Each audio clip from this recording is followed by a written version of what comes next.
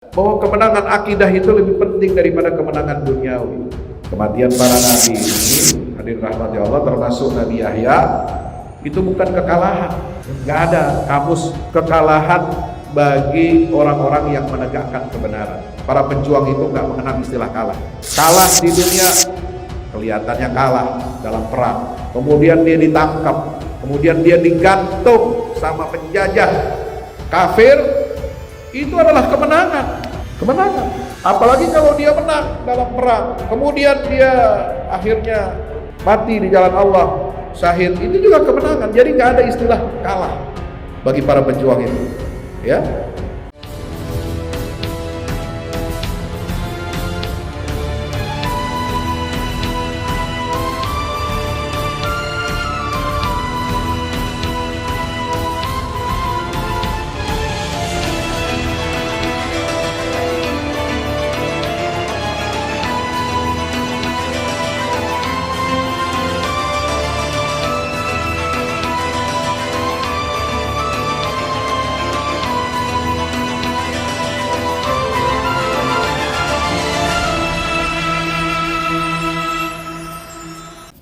Bismillahirrahmanirrahim.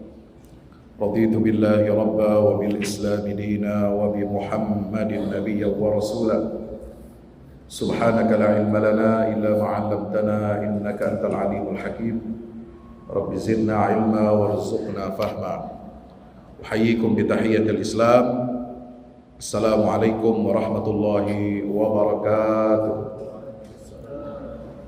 Bersyukur kehadirat Allah Subhanahu wa taala, seraya kita memuji Allah dengan mengucapkan alhamdulillahi rabbil alamin. Alhamdulillah atas nikmat ukhuwah, alhamdulillah atas nikmat kita menjadi umat baginda Rasulullah sallallahu alaihi wasallam.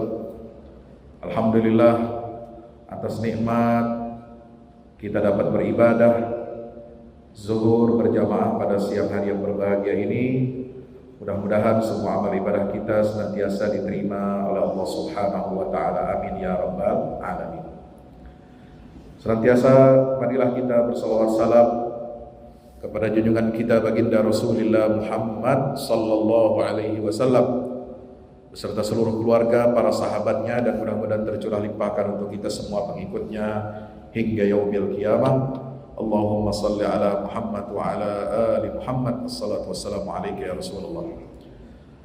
Hadirin hadirat, para perindu surga umat Nabi Muhammad SAW, alhamdulillah siang hari ini kita akan mengkaji tema tentang salah satu kisah Al-Quran, yaitu kisah yang disebutkan di dalam Al-Quran yang menjadi awal pembuka kisah di dalam surah Maryam, yaitu kisah Nabi Yahya alaihissalam. Nabi Yahya ini disebut oleh Allah Subhanahu wa taala tidak banyak, tidak berulang kali sebagaimana nabi-nabi yang lain, terutama rasul-rasul ulul azmi. Nabi Yahya itu hidup sepantaran atau semasa dengan Nabi Isa alaihissalam.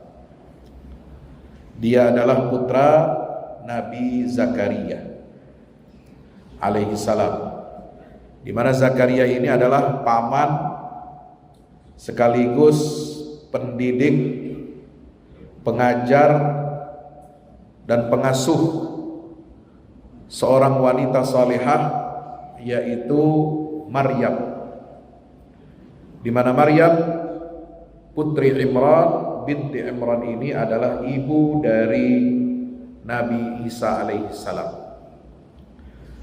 Jadi sebagaimana yang termaktub di dalam Al-Quran, ya, di surah Ali Imran ayat 39, hunalika da'a Zakaria rabbah qala rabbi habli min ladunka dzurriyyatan thayyibah innaka sami'ud du'a. Kemudian di surat Al-An'am ayat 85, surat Maryam ayat 7, surat Maryam ayat 12 dan Al-Anbiya 90, ini nama Nabi Yahya ini dimention oleh Allah Subhanahu wa taala. Yahya itu artinya hidup. Ya. Hampir tidak ada di antara kita makhluk hidup manusia ini yang diberi nama dengan nama kehidupan. Ya. Jarang. Biasanya nama yang diberikan oleh orang tua kepada kita itu adalah nama harapan, doa. Tapi jarang yang disebut dengan nama kehidupan. Yahya itu artinya hidup.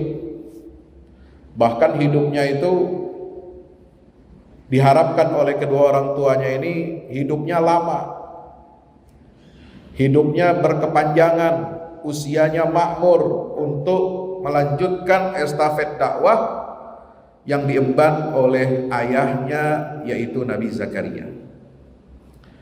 Tapi ternyata Allah Subhanahu wa taala memiliki kehendak yang lain.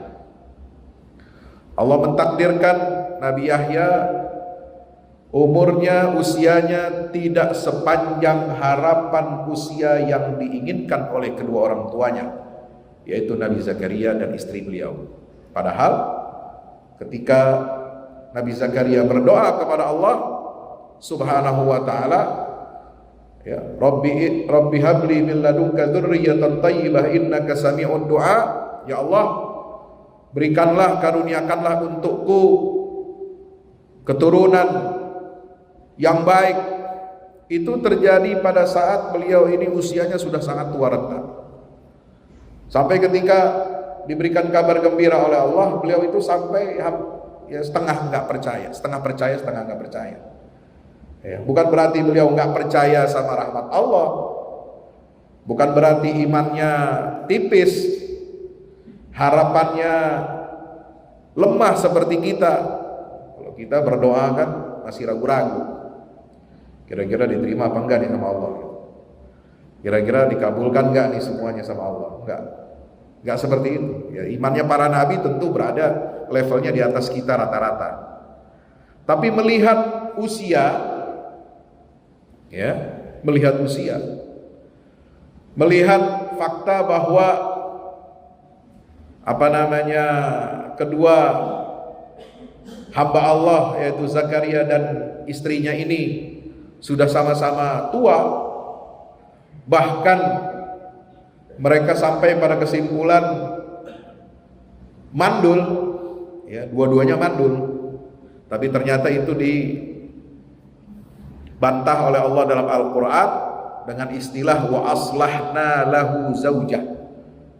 Ya, ternyata yang mandul bukan Zakaria tapi istri beliau. Ya. Dan kami, kata Allah di dalam surat Al-Anbiya itu ayat 90, kami perbaiki. Jadi Allah itu kun fayakun. Kita nggak boleh putus harapan dari Allah. Banyak di antara kita udah sekian lama, sekian tahun menikah belum punya anak. Ya. Kemudian putus harapan dari Allah Subhanahu wa taala. Nggak boleh. Kita tetap husnuzon kepada Allah, meminta kepada Allah, walaupun vonis dari dokter secara medis menyatakan bahwa salah satu dari, ya, apakah suami atau istri itu mandul, tetap kita optimis kepada rahmat Allah, kita husnuzon kepada Allah, tidak pernah putus asa kepada Allah, karena Allah bisa mengubah semua keputusan manusia, semua vonis manusia itu bisa diperbaiki sama Allah. Makanya disebutkan di dalam wa Zakaria idh nada rabbahu, ya, Rabbi la tadarni farda wa anta khairul warithin. Ya, kemudian fastajabna lahu wa aslahna lahu zaujah. Ya, Zakaria ini tidak putus asa kepada Allah. Kenapa? Karena melihat, kalau kita lihat runtutan ayatnya, kisahnya, kabar gembira kelahirannya Nabi Yahya ini dari Zakaria itu di dalam surah Ali Imran, itu kan persis setelah ayat yang menyatakan bahwa Zakaria itu melihat makanan surgawi turun, ya, di mihrabnya perempuan yang suci, perempuan salihah bernama Maryam yang menjadi apa? Anak asuhnya. Ya, kayak dia bingung bertanya kepada Maryam ini. Qala anna laki hadza? Ya. Dari mana makanan ini? Turun maidatan minas sama. Hidangan dari langit. Makanan dari Allah Subhanahu wa taala turun untuk Sayyidah Maryam yang kelak menjadi ibunda daripada Nabi Allah Isa alaihi salam. Qalat huwa min indillah. Innallaha yarzuqu man yasha'u bighairi hisab. Ya. Tanpa ragu-ragu Maryam, wanita yang salehah ini berkata, menjawab bahwa hidangan itu turun dari sisi Allah Subhanahu wa taala. Kenapa? Karena sesungguhnya Allah memberikan karunia rezeki kepada siapa saja yang Dia kehendaki. Nah, dari situlah kemudian Zakaria itu menyadari. Hunalika da'a Zakaria rabbah. Qala rabbi habli min ladunka dzurriyyatan thayyibah innaka sami'ud du'a. Kalau Allah bisa menurunkan rizki yang tidak disangka-sangka, tidak diduga-duga kepada seorang perempuan salihah bernama Maryam, maka disitulah Zakaria lalu kemudian kembali punya harapan, punya asa, punya permintaan kepada Allah Subhanahu wa taala, tersadarkan dengan ucapan seorang wanita yang salihah, innallaha yarzuqu man yasha bighairi hisab. Kalau Allah bisa memberi rizki tanpa perhitungan, ya rizki itu kan nggak cuma makanan, Pak. Rizki itu bukan cuma gaji. Ya, kita semua di sini para pejuang nafkah, ya kan? Ya, jauh-jauh dari tempat kita, panas-panas, datang ke Priok, Jakarta Utara ini kan panas kan, ya. Macet. Bulan lalu saya mau datang kemarin aja sampai nggak bisa, stuck 1,5 jam di dalam tol. Padahal rumah saya dekat, dari rumah saya kemarin cuma 20 menit lancar. Biasanya ini 1,5 jam, masya Allah. Apalagi yang lewat mana-mana itu bisa katanya 6 jam dari malam. Ya. Ya. Rezeki itu bukan hanya yang bersifat materi, makanan, minuman, gaji, ya, tapi juga apa? Banyak rezeki yang Allah berikan kepada kita, kesehatan, ya, yang kita minta maupun yang tidak kita minta, ya, anak yang salehah, istri yang salehah, lingkungan yang baik, ya, pertemanan yang baik, itu juga rezeki dari Allah Subhanahu wa taala. Maka Zakaria tersadarkan kalau begitu, kalau Allah bisa memberikan rezeki kepada siapa saja yang tidak diduga-duga dan tanpa perhitungan, maka ayo kita minta kepada Allah, jangan putus asa kepada Allah. Rabbi habli min ladunka dzurriyyatan thayyibah innaka sami'ud du'a. Ya Allah, karuniakan untukku keturunan yang baik, karena sungguhnya Engkau maha mendengar setiap doa dan permintaan hamba-hambanya. Ya, nah disitulah keteguhan, ya, itu dibutuhkan oleh kita semua. Kalau minta kepada Allah, kata Nabi SAW, is'alullah wa antum muqinuna bil ijabah. Berdoa kepada Allah itu harus diiringi dengan apa? Keyakinan. Yakin bahwa Allah akan mengijabah doa kita. Ya, kalau kita yakinnya setengah-setengah, ya, apalagi nggak yakin sama sekali, nah itu tanda ciri kita ini orang yang berputus asa dari rahmat Allah Subhanahu wa ta'ala. Hadirin rahmati Allah, maka kisah Nabi Yahya dalam Al-Quran ini bukan hanya menakjubkan dari sisi apa? Timing, proses kelahirannya yang begitu apa? Ya, mendebarkan. Orang tuanya sudah tua renta, sudah hampir putus asa, tidak punya anak, tapi kemudian Allah karuniakan. Ya, sama dengan Nabi Ibrahim baru punya anak. Ismail itu usianya sudah tua. Ini semua merupakan busra dari Allah, kabar gembira dari Allah Subhanahu wa taala. Ya. Maka kelahiran Nabi Yahya ini dipuji oleh Allah Subhanahu wa taala. Bahkan sifat Nabi Yahya itu sebagaimana digambarkan dalam surah Maryam, ya, itu dipuji oleh Allah. Wassalamu alaihi yauma wulida wa yauma yamutu wa yauma yub'atsu ya, wa yauma yub'atsu hayya. Salam sejahtera untuk Yahya. Kalau Nabi Isa disebutnya di situ apa? Wassalamu alayya yauma amutu wa yauma wulidtu wa yauma amut wa yauma ub'atsu hayya. Bedanya itu. Kalau Allah menyebut ya dengan redaksinya mirip tapi khitabnya berbeda. Kalau Nabi Isa itu dia yang mengatakan, dia doanya begitu. Semoga salam sejahtera keselamatan Allah berikan kepada aku ketika aku lahir, ketika aku mati nanti, dan ketika aku nanti dibangkitkan hidup kembali. Itu ucapan Nabi Isa, harapan dia. Tapi untuk Nabi Yahya, yang ngomong bukan dia sendiri, tapi yang menyatakan adalah Allah Ta'ala langsung. Wassalamu alaihi yauma wulida wa yauma yamutu wa yauma yub'atsu hayya.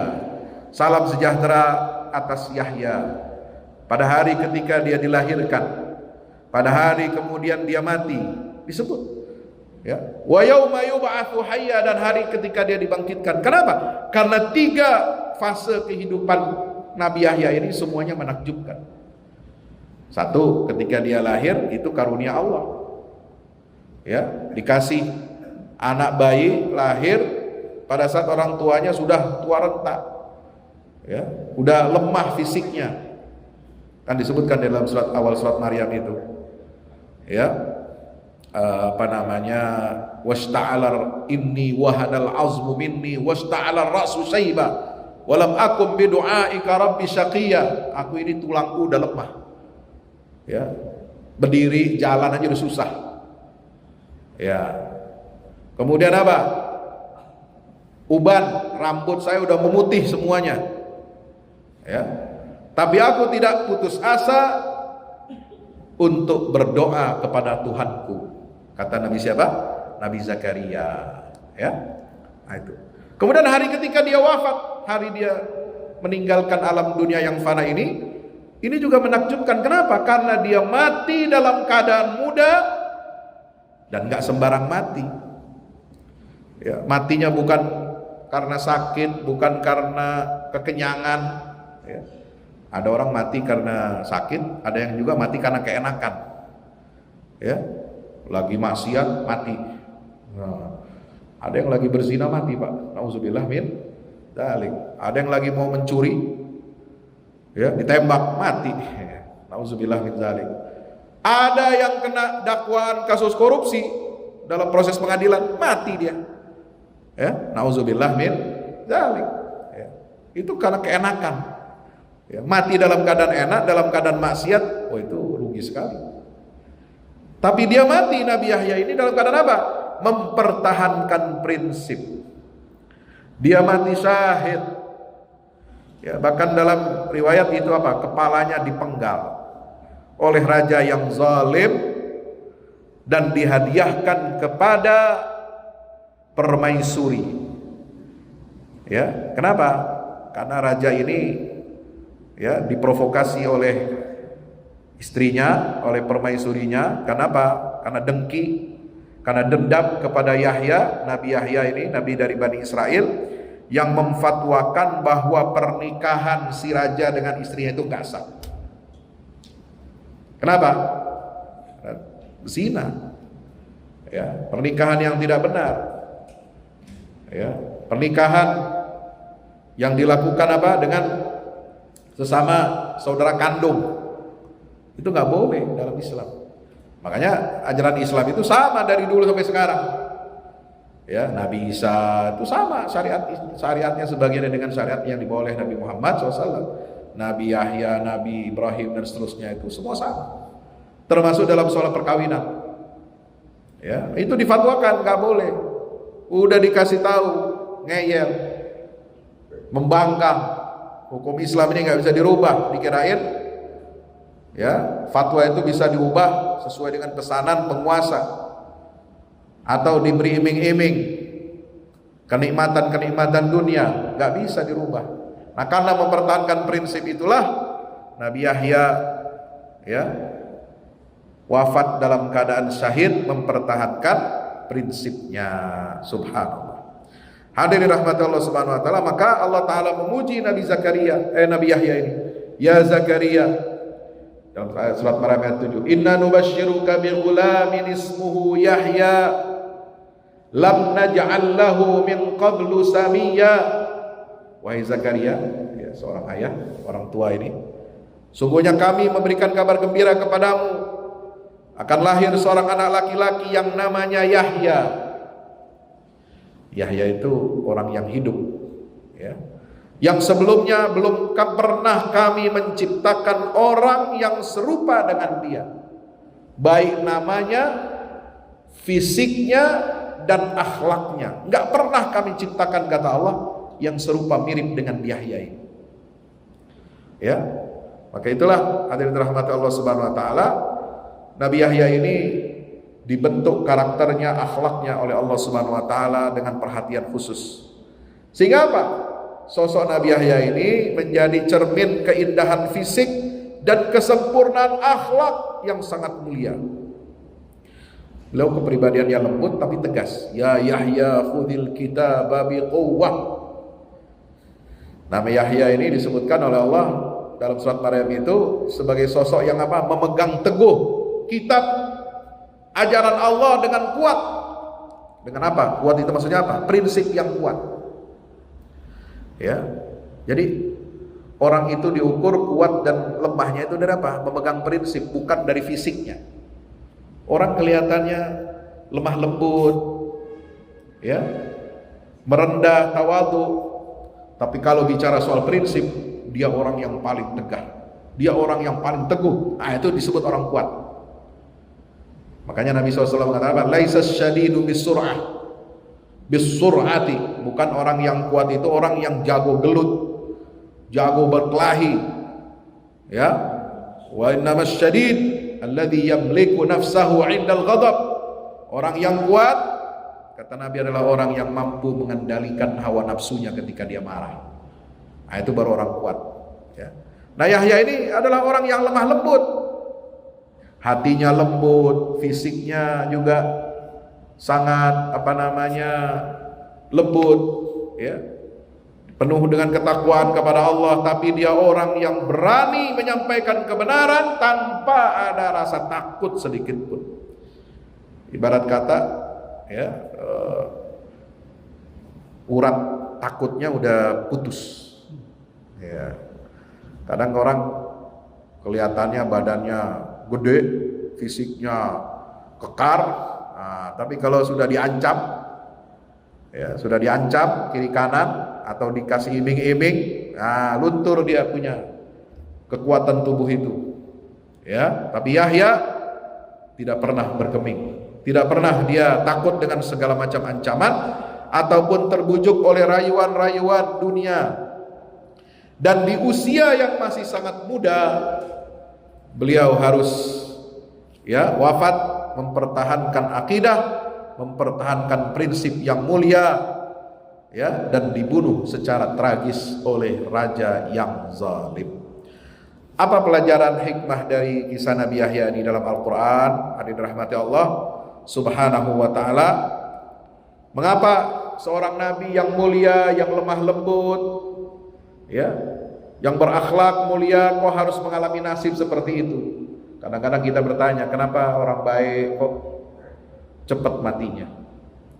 Kenapa enggak yang durhaka dan durjana aja diambil nyawanya duluan? Ya kan begitu.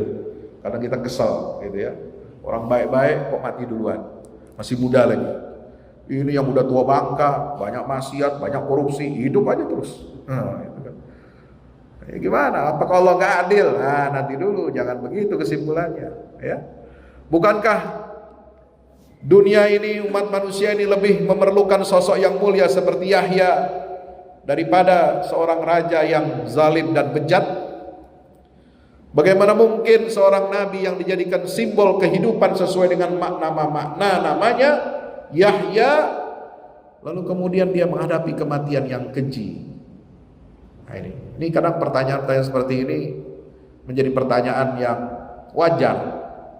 Maka itulah, ya, kita akan tahu apa hikmah dan rahasianya. Kenapa Yahya, sosok yang lemah lembut, sosok yang tegar, sosok yang indah akhlaknya dan fisiknya itu, mati dalam keadaan muda? Ternyata kita dapat mengambil pelajaran apa? Yang pertama, bahwa satu, menegakkan hujjah itu lebih penting daripada keberlangsungan hidup.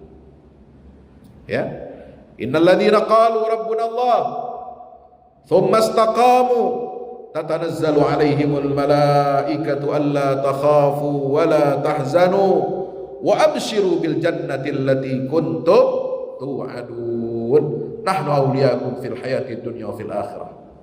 Sungguhnya orang-orang yang berkata, Tuhan kami, Rabb kami adalah Allah, kemudian mereka tetap istiqamah, ya, maka malaikat, kata Allah Ta'ala, akan turun kepada mereka seraya berkata, jangan kamu merasa takut dan jangan kamu bersedih. Bergembiralah kamu dengan apa? Memperoleh surga yang telah Allah janjikan kepada kamu semua. Surat apa? Fussilat ayat 30, ya. Kenapa? Karena di sisi Allah itu yang paling utama itu bukan keindahan fisik atau kelangsungan hidup seorang nabi. Ya, kita pengennya nabi, kalau bisa Nabi Muhammad usianya panjang, kita bisa ketemu sama beliau. Ya, usianya ribuan tahun, ya, tapi kan ya, hukum alam, hukum fisik manusia itu tidak memungkinkan seperti itu. Sudah ditetapkan takdirnya oleh Allah. Sudah semua ditentukan kapan lahirnya, kapan ajalnya, di mana dia mati. Sudah tertulis di sisi Allah Subhanahu wa taala. Sudah dengan hikmahnya, rahasia Allah itu selalu apa? Baik. Ya. Maka apa yang paling utama di sisi Allah itu apa? Bukan keindahan fisik atau kelangsungan hidup seorang nabi, tetapi apa? Penegakan hujjah, argumen kebenaran dan penyampaian amanah. Nah, ketika Allah sudah menetapkan bahwa Nabi Yahya ini telah menjalankan tugasnya dengan sempurna, maka surga adalah tempat yang layak untuk beliau. Ya, keluar dari sempitnya dunia, ya, keluar dari gelapnya kezaliman hidup di atas muka bumi ini, dan ketika beliau syahid, beliau menjumpai apa?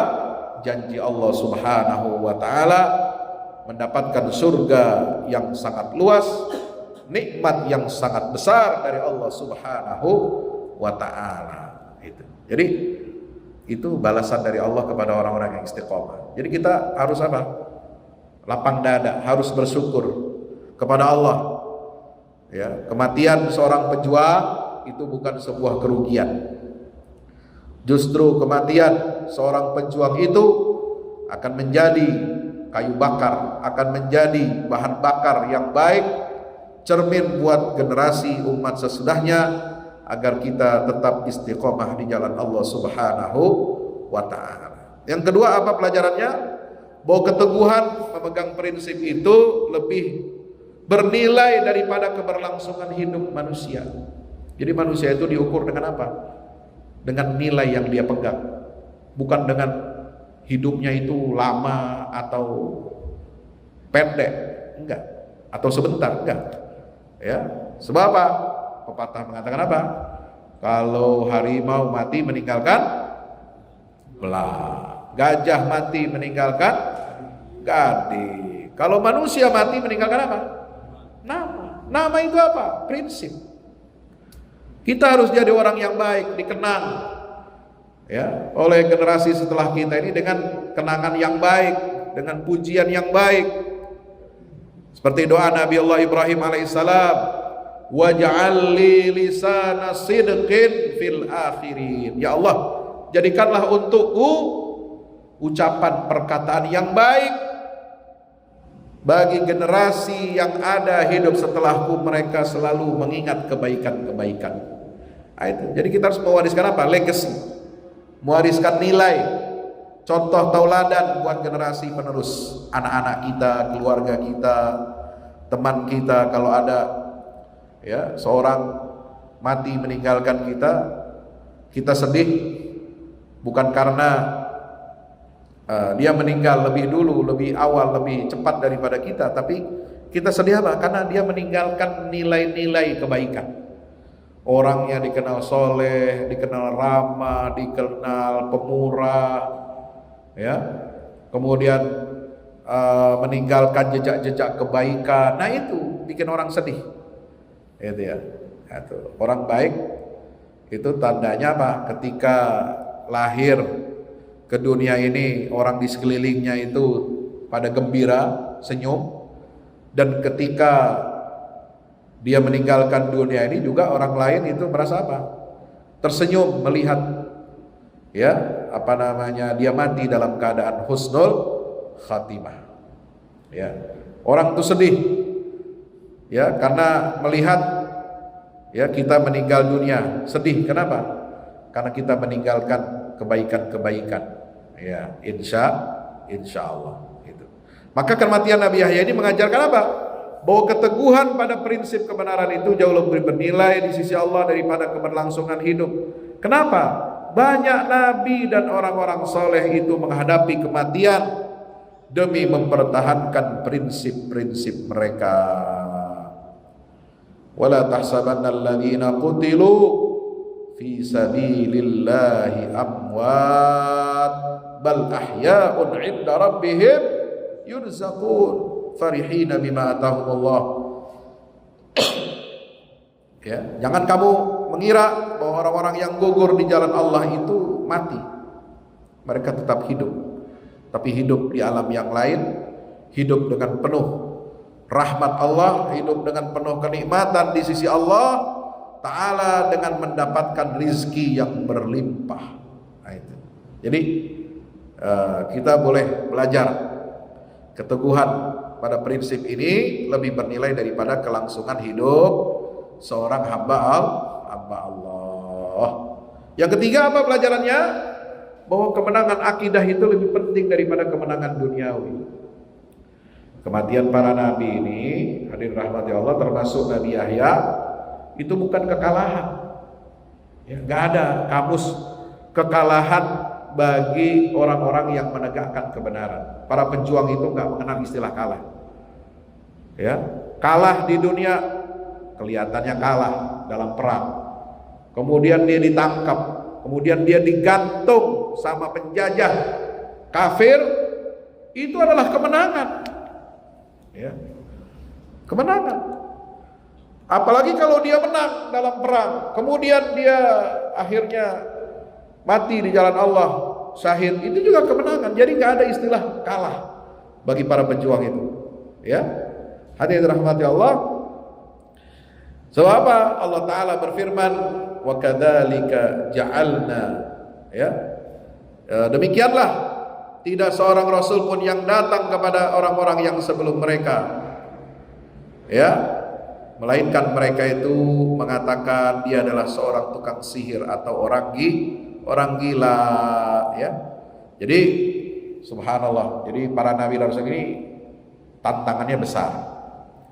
Selalu dituduh, selalu terpojokkan, selalu ya dinilai negatif, ya, dan selalu apa? Dizalimi. Karena ketika mereka mendapatkan ujian-ujian seperti itu, mereka tidak lari dari medan kehidupan dan mereka mempertahankan akidah, sehingga akidah yang mereka pegang teguh itu mendapatkan kemenangan. Nah, contoh siapa?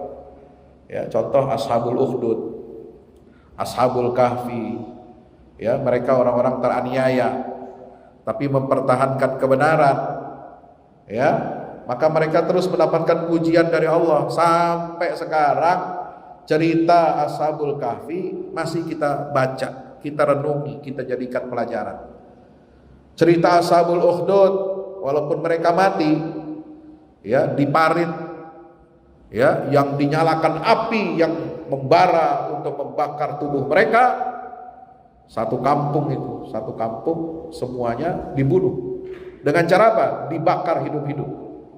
Qutila ashabul ukhdud annari dzatil waqud idhum 'alaiha qu'ud wa hum 'ala ma yaf'aluna bil mu'minina syuhud.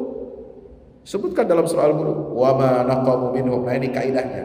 Tidaklah orang-orang kafir itu membenci, mendendam kepada mereka illa ayyuminu billahil azizil hamid, kecuali karena apa? Alasan mereka adalah orang-orang yang percaya kepada Allah sebagai Tuhan yang maha perkasa dan maha terpuji, ya. Tapi mereka kematiannya tidak sia-sia.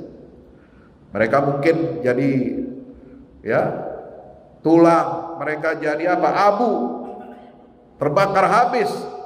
Tapi nilai-nilai keteguhan itu menjadi ibrah, menjadi pelajaran yang berharga dan selalu mendapatkan pujian dari Allah Subhanahu wa ta'ala. Yang keempat apa?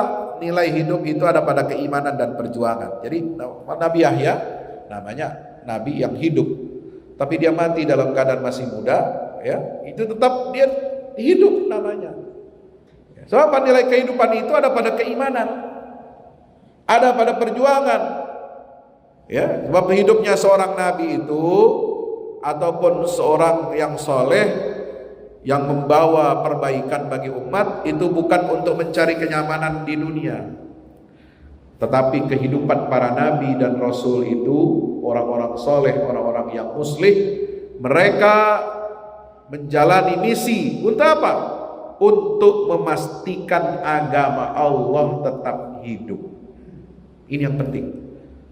Jadi mereka itu hanya pembawa risalah. Pembawa risalah itu bisa berganti, ya, bisa berganti orang, bisa berganti zaman.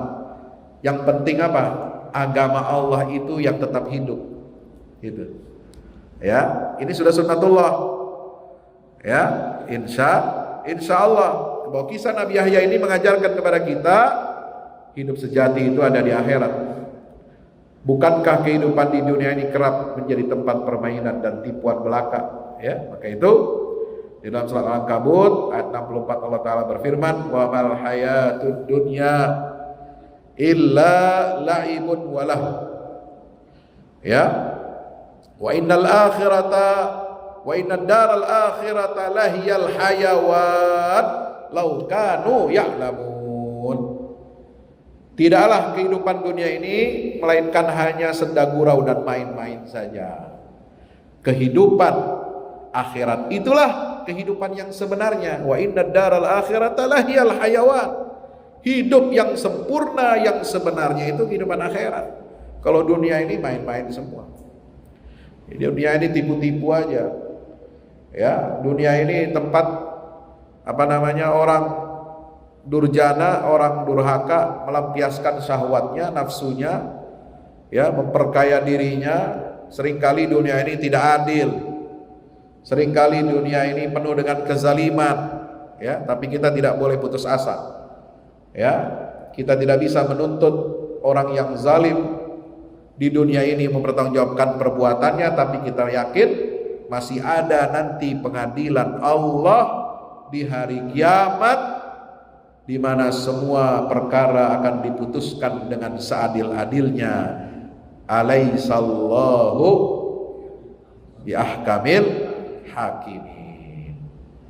Ya, bukankah Allah itu adalah hakim yang paling adil? Ya, itu kita nanti akan saksikan, ya. Semua yang mengadili manusia secara zalim, ya, berapa banyak nabi yang dibunuh.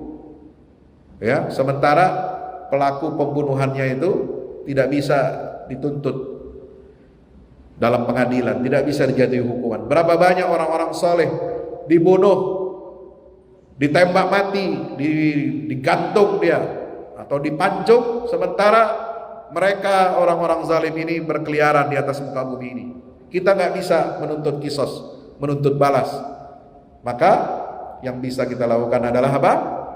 Menunggu pengadilan akhirat. Insya Allah. Di dunia ini orang ya bisa dibeli dengan harta. Ya, semua bisa dibeli, bisa diatur. Pengadilan apa namanya? Pengadilan palsu bisa diatur. Ya, pengadilan sesat bisa diatur. Hakim, jaksa bisa dibayar. Nauzubillah min zalik. Nah, makanya kadang-kadang kita menyaksikan juga ya orang-orang seperti ini udah dibalas di dunia. Ya, hakim jaksa yang biasa ngatur-ngatur kasus ya, atau apa namanya membebaskan orang yang berbuat tindakan kejahatan, akhirnya dihukum oleh Allah, ya, ketangkap ya, perkara korupsi. Ya, itu ternyata dia apa? Dapat suap 60 miliar, nah, katanya begitu kan. Ada yang begitu. Atau mati mendadak ya. Nah, kemarin di Mesir ada berita itu hakim yang mengadili pengadilan sesat terhadap presiden Mesir yang dikudeta, ya, dihukum mati sama dia. Mati kemarin. Ya, itulah. Semua orang bilang apa? Merasa bersyukur, merasa lega dengan kematian. Tinggal nanti menunggu apa? Menunggu pengadilan yang sejati di hadapan Allah. Maka jangan sampai kita ini di dunia berbuat zalim, nanti akan ada orang-orang Islam yang menjadi musuh kita, menjadi penggugat kita di akhirat. Jangan sampai. Baik, kalau punya utang buru-buru lunasin. Ya. Kalau bikin orang sakit hati buru-buru kita minta maaf. Kalau ada hak-hak manusia yang kita zalimi, ayo cepat kita perbaiki, ya. Kita ganti rugi sama orang yang kita apa? Ya, kita zalimi itu. Jangan sampai nanti di hari kiamat, ya, Allah buat pengadilan buat kita, nanti yang akan menuntut kita itu sesama muslim. Nauzubillah min zalik, ya. Enggak bagus. Nauzubillah min zalik. Maka itu hadirin dirahmati Allah, keteguhan Nabi Yahya ini adalah menjadi inspirasi bagi kita. Ya, kisah-kisah itu mengingatkan kepada kita bahwa nilai seorang ya melakukan perbaikan itu bukan terletak pada keberlangsungan hidupnya di dunia, tapi pada keteguhan memegang prinsip hingga akhir hayat. Maka Nabi SAW diperintahkan oleh Allah, wasbir kama sabara ulul azmi minar rusul. Wahai Muhammad sallallahu alaihi wasallam, bersabarlah engkau seperti rasul-rasul sebelum kamu itu telah bersabar. Nah, seperti sabarnya Nabi Yahya yang dieksekusi di dunia. Ya, kita juga belajar dari apa? Kisah-kisah heroik Ammar bin Yasir dan keluarganya yang dibunuh oleh kaum musyrikin. Ibunya, bapaknya dibunuh di depan mata dia. Sampai Nabi memberikan nasihat kepada Ammar bin Yasir, putranya, sabran ala Yasir fa inna mau'idakumul jannah. Sabarlah kamu wahai keluarga Yasir, ya, karena Allah menjanjikan kamu dengan surganya. Bagaimana Hamzah bin Abdul Muttalib terbunuh, Mus'ab Umair terbunuh di perang Uhud, ya, Nabi sedih. Ya, Nabi sedih, tapi kematian mereka ini mendapatkan apa? Mendapatkan pujian dari Allah Subhanahu wa taala, menjadi pahlawan bagi kita umat Islam. Kematian siapa lagi? Sahabat-sahabat pilihan, panglima-panglima perang di perang Mu'tah. Ada Ja'far bin Abi Thalib, ada Zaid bin Harithah, ada Abdullah ibn Rawahah di perang Mu'tah terbunuh. Ya, ada Sayyidina Husain bin Ali cucu Nabi wafat di mana? Di padang Karbala. Ada Umar al-Mukhtar, kalau di zaman modern ada pejuang kemerdekaan Libya dari penjajahan Italia tahun 30-an. Itu Umar Mukhtar namanya, ya. Itu mati di tiang gantungan. Kenapa? Karena dia memimpin pemberontakan terhadap penjajah Italia di negeri Libya. Italia dulu dipimpin oleh siapa? Mussolini, ya, negara fasis, ya, dan menjajah negeri-negeri muslim di antaranya Libya. Nah, itu korbannya banyak. Dan pemimpin pemberontakan perlawanan itu siapa? Seorang ulama yang udah tua, udah sepuh, guru ngaji, udah tua. Dibilang, kamu ngapain? Ya, udah tua masih angkat senjata, udah ya ditawarin sama penjajah, udah kamu kita kasih ini aja, tunjangan hidup, dikasih gaji, nyaman, gak usah angkat senjata, mimpin perlawanan. Ya, saatnya udah tua ini, udah tunggu tinggal nunggu mati aja, nunggu enak aja, pensiun aja udah. Ya, ditawarin seperti itu nggak mau dia. Bagaimana mungkin saya bisa tunduk kepada kehendak penjajah? Mereka ya melanggar hak-hak rakyat kami. Mereka melarang kami untuk beribadah, bebas untuk beribadah. Mereka membunuhi anak-anak kami sementara kami hanya berpangku tangan. Nggak mungkin. Ya, bahkan Umar Mukhtar ini oleh sebagian orang di masa itu dibilang apa? Dia ini pemberontak, Khawarij. Karena ulul amri di Libya itu adalah penjajah Italia. Masa melawan penjajah dibilang Khawarij? Ya, lucu, aneh bin ajaib. Ya, sama dengan sekarang. Hamas di Palestina, ada yang bilang Khawarij. Ya, ini. Bahkan ada yang nuduh pura-pura perang. Kalau pura-pura perang, ngapain dia bikin perang? Ngapain dia tawanan Israel? Kenapa sampai puluhan pemimpin mereka juga terbunuh, mati syahid di medan perang? Mereka itu perang bukan main-main, bukan ngumpet, ada di tengah pejuang itu, ada di garis terdepan. Ya, mereka mengorbankan nyawanya demi tegaknya agama Allah Subhanahu. Untuk apa? Untuk menjaga dan melindungi Masjidil Aqsa dari apa? Dari kehancuran. Kalau nggak ada perang 7 Oktober itu Masjidil Aqsa udah diserbu, udah mau dihancurkan, udah mau disembelih sapi-sapi merah itu.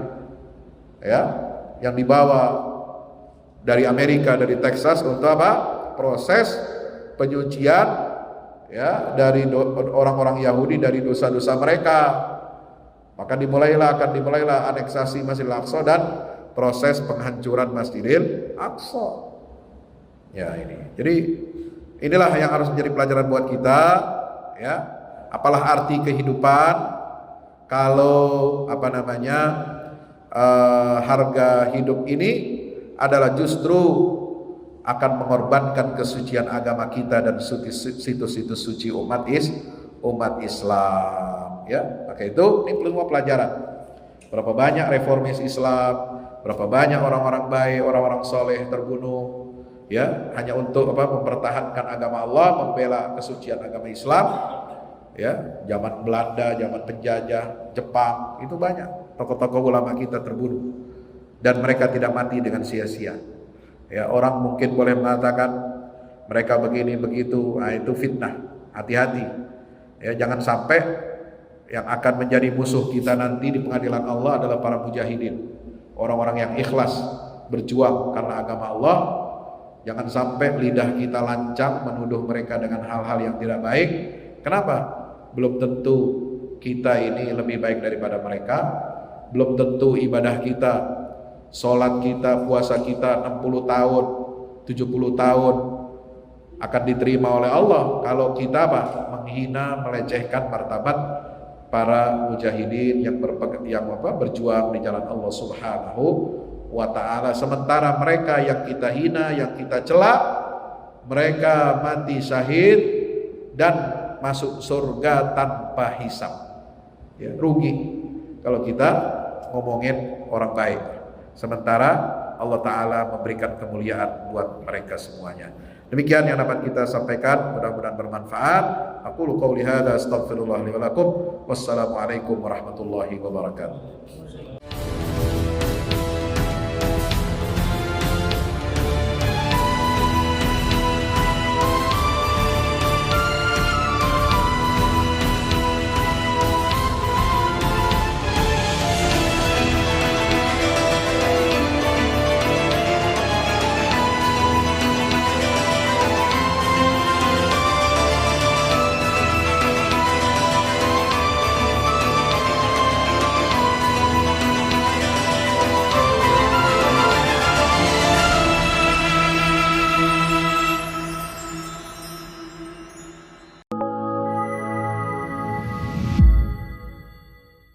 Yang terbaru dari Ustadz Fahmi Salim, buku Runtuhkan Zionis Rebut Baitul Maqdis, buku yang siap membuka cakrawala pikiran dan batin sahabat, sudah bisa dipesan sekarang juga.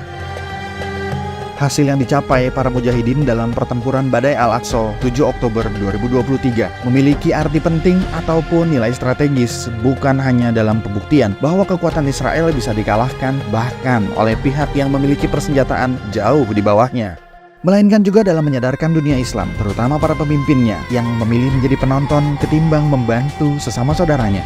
Buku ini adalah salah satu bentuk dukungan dan ikhtiar dengan niat berjuang bersama-sama dengan mujahid Palestina. Tak sekedar memberikan informasi, membeberkan fakta atau data kepada khalayak di Indonesia. Buku ini juga hadir untuk meluruskan tudingan bahkan fitnah terhadap para pejuang di sana. Betapapun kita berada jauh dari Al-Quds, melalui buku ini kita akan dapatkan bagaimana kita bisa memperoleh pahala yang sebanding dengan para pejuang di garda terdepan di negeri perlawanan Palestina. Dapatkan buku Runtuhkan Zionis Rebut Baitul Maqdis segera.